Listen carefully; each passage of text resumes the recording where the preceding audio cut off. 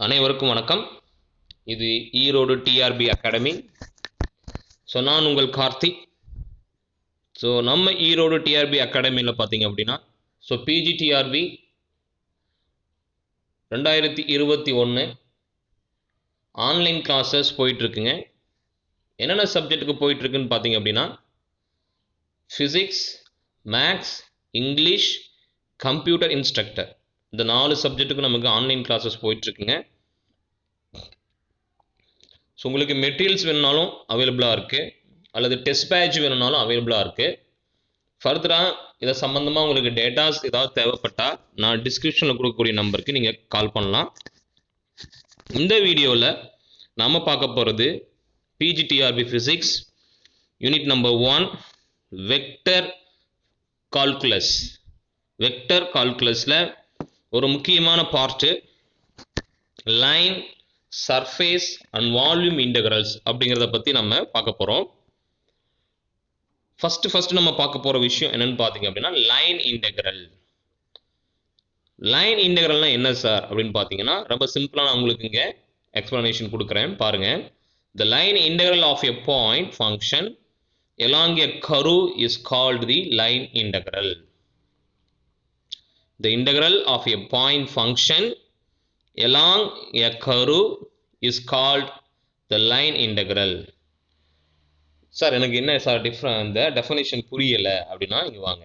ஒரு curved line பாருங்க, நிறைய டிஃப்ரெண்ட் கைண்ட் ஆஃப்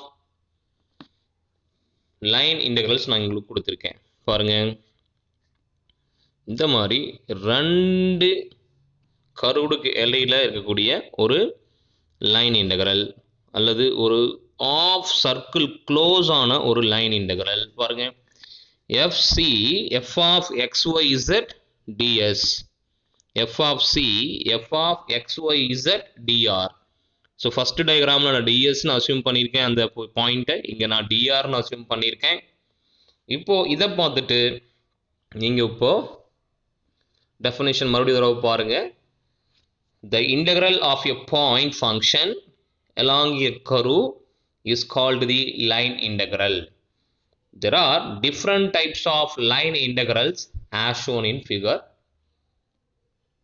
பாருங்க, அடுத்து கீழே பாருங்க. இந்த மாதிரி நமக்கு கேட்குற லைன் இன்டெகிரல்ஸ் அமையறதுக்கான வாய்ப்புகள் இருக்குது. மொத்தத்தில் ஒரு curved line, curved along the path, இந்த மாதிரி ஸ்ட்ரெயிட்டாகவும் நமக்கு இருக்கலாம் பாருங்க. இதுதான் line integral.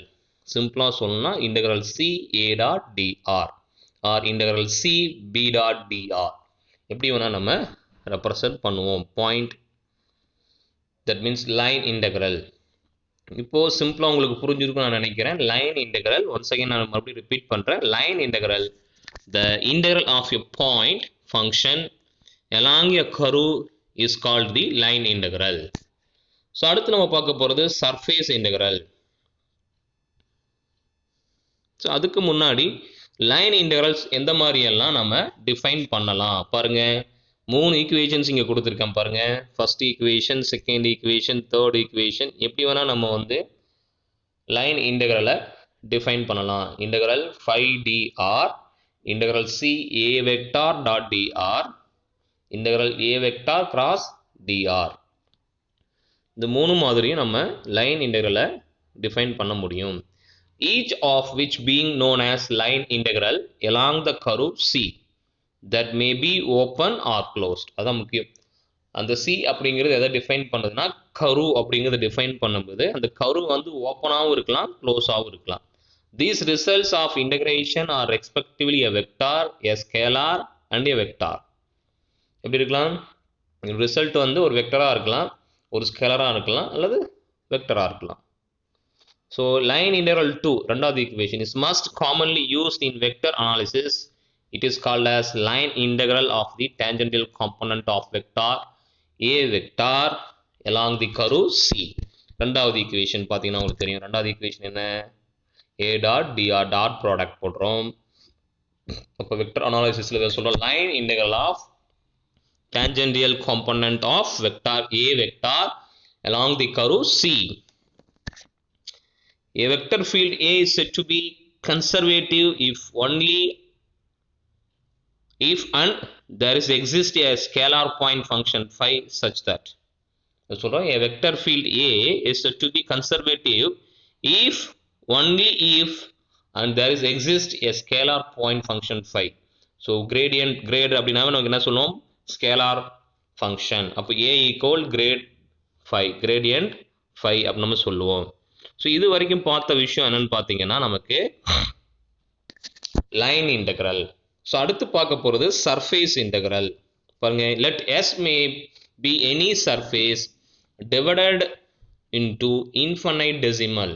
So infinite decimal அப்படின்னா எண்ணற்ற infinite decimal elements each of which may be considered as a vector ds, then if phi and a are scalar and vector fields respectively the surface integrals may be written as. அதாவது phi அப்படிங்கிறது ஒரு scalar ஆகும், இந்த ds element அந்த element வந்து வெக்டராக எடுத்துக்கிட்டோம்னா இப்போ சர்ஃபேஸ் இன்டெக்ரல்னா நமக்கு டபுள் இன்டெக்ரல் நம்ம பண்ணுவோம் தெரியும்.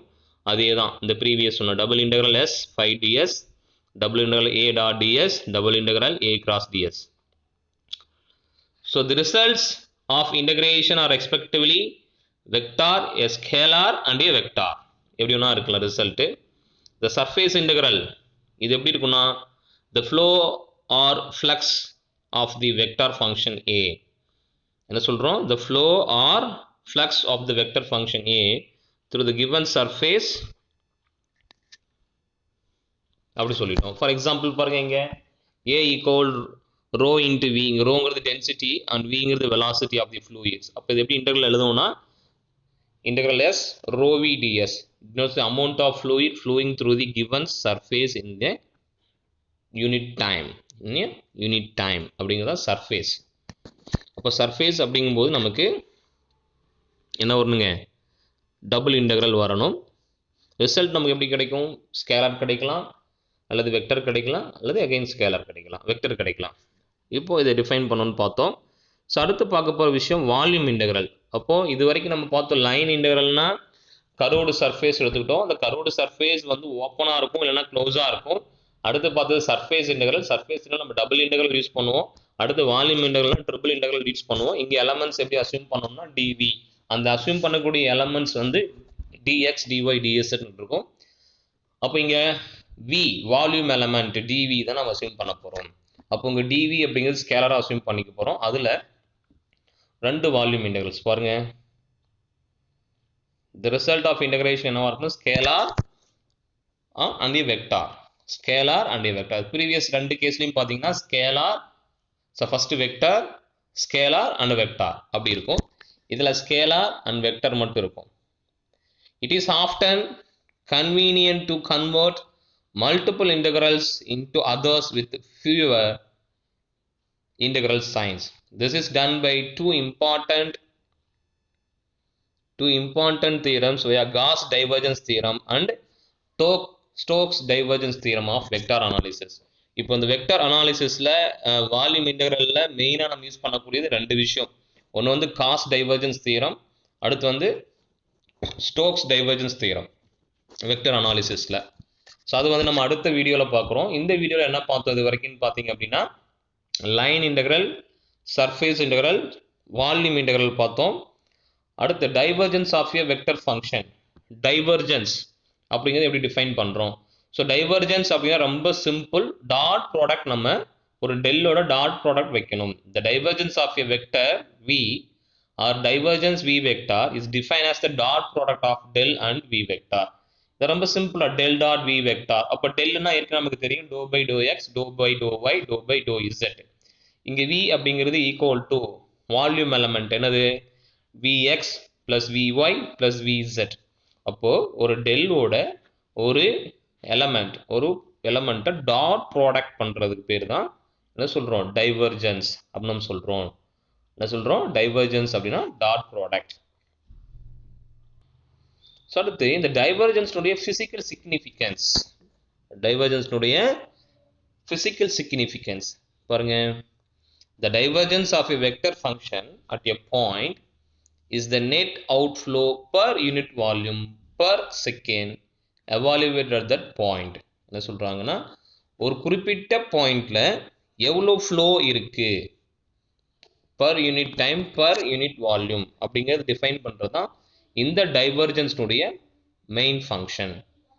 The divergence of a vector function at a point is the net outflow per unit volume per second evaluated at that point.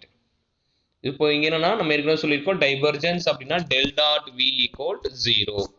அப்போ அந்த del dot v equal to 0 அப்படிங்கும்போது லிக்விட் வந்து இன்கம்ப்ரஸபிள். இது question.